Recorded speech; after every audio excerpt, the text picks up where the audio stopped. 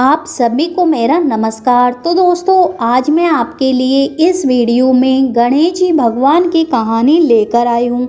तो प्रेम से बोलिए गणेश जी भगवान की जय हो। दोस्तों, एक समय भगवान विष्णु जी का विवाह माता लक्ष्मी जी के साथ तय हो गया और तैयारियां शुरू हो गई। तब सभी देवताओं को निमंत्रण भेजा गया, लेकिन गणेश जी महाराज को विवाह का निमंत्रण नहीं भेजा गया। जब भगवान विष्णु जी की बारात जाने का समय हुआ, तब सभी देवी देवता शामिल हुए, लेकिन सभी ने देखा कि गणेश जी महाराज वहां उपस्थित नहीं है। सभी इस बात की चर्चा करने लगे कि आखिर क्यों गणेश जी महाराज को न्योता नहीं दिया गया, या फिर गणेश जी महाराज स्वयं ही नहीं आए हैं। सभी इस बात पर आश्चर्य कर रहे थे। इसका कारण सभी ने भगवान विष्णु जी से पूछा। भगवान विष्णु जी ने कहा, गणेश जी के पिता भोलेनाथ महादेव जी को न्योता भेजा गया है। अगर वो आना चाहते हो तो अपने पिता के साथ आ जाते, उन्हें अलग से न्योता देने की क्या जरूरत। दूसरी बात यह है कि उनको 1.25 मन मूंग, 1.25 मन चावल, 1.25 मन घी और 1.25 मन लड्डू का भोजन चाहिए दिन भर में। अगर वो नहीं आ रहे हैं तो ठीक ही है, दूसरे के यहाँ जाकर इतना खाना अच्छा नहीं होता। सब यह बात कर ही रहे थे कि किसी ने कहा, अगर गणेश जी आते हैं तो उन्हें द्वारपाल बनाकर बैठा देंगे। सबने कहा कि उनसे कहेंगे कि आप चूहे पे बैठकर धीरे धीरे चलोगे, ऐसे में बहुत पीछे रह जाओगे, तो घर का ध्यान भी रख लीजिए। द्वारपाल बनकर तो 12 से बहुत पीछे रह जाओगे।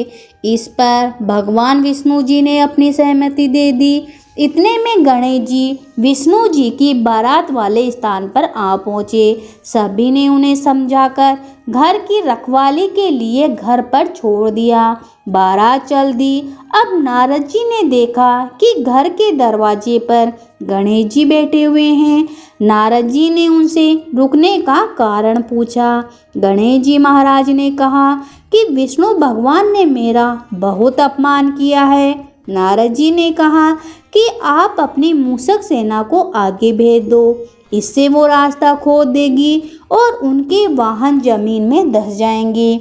इसके बाद वो आपको सम्मान पूर्वक बुलाने के लिए विवश हो जाएंगे।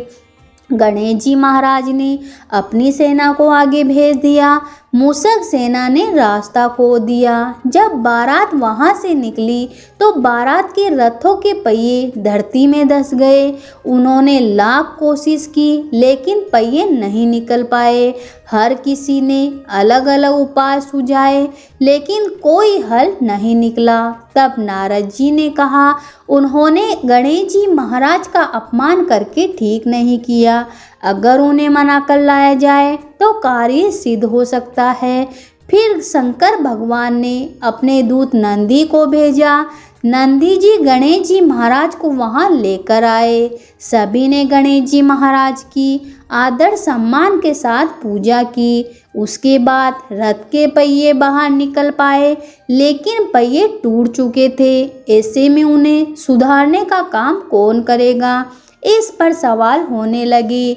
वहीं पास में एक खेत था, वहां काम कर रहे व्यक्ति ने मदद की और रथ का कार्य करने से पहले श्री गणेशाय नमः कहकर गणेश जी महाराज की वंदना की। देखते ही देखते उसने रथ के पहियों को ठीक कर दिया। फिर उस व्यक्ति ने कहा कि शुभ काम करने से पहले आपने गणेश जी महाराज को नहीं मनाया होगा, ना ही उनकी पूजा करी होगी। इसी के चलते आप पर इतना बड़ा संकट आया है। ऐसे में अब भगवान श्री गणेश जी महाराज की जय जयकार बोलकर बारात को लेकर चले तो कोई संकट नहीं आएगा। गणेश जी का नाम लेकर बारात आगे चल दी और भगवान विष्णु जी का विवाह माता जी के साथ संपन्न हुआ और सभी सकुशल वापस अपने घर लौट आए।